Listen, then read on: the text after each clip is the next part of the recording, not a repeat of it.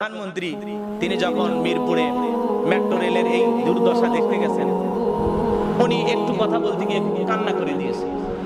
মহিলা মানুষ, কথাকে বোঝেন না, রাষ্ট্রের একজন প্রধান, উনি মাঝে মাঝে কান্না করেন। আমি এই জিনিসগুলো নিয়ে খুব চিন্তা ভাবনা করি। ওনার ভিতরে আবেগ অনেক বেশি, অনেক আবেগ ওনার ভিতরে। তিনি কথা বলতে গিয়ে কান্না করতে করতে পরিশেষে আর কথাই বলতে পারলেন না।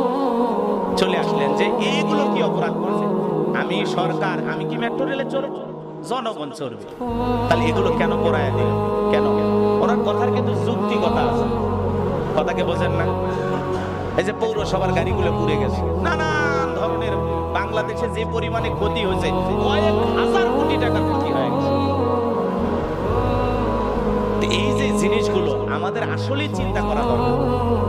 প্রধানমন্ত্রী কান্না করতেছেন, কথাকে বুঝতেছেন? উনি আবার বলতেছেন আমি পালিয়ে যাওয়ার লোক না, আমি রাষ্ট্র ছেড়ে কখনো পালাবো না, আমি মৃত্যুর জন্য প্রস্তুত, কিন্তু পালাবো।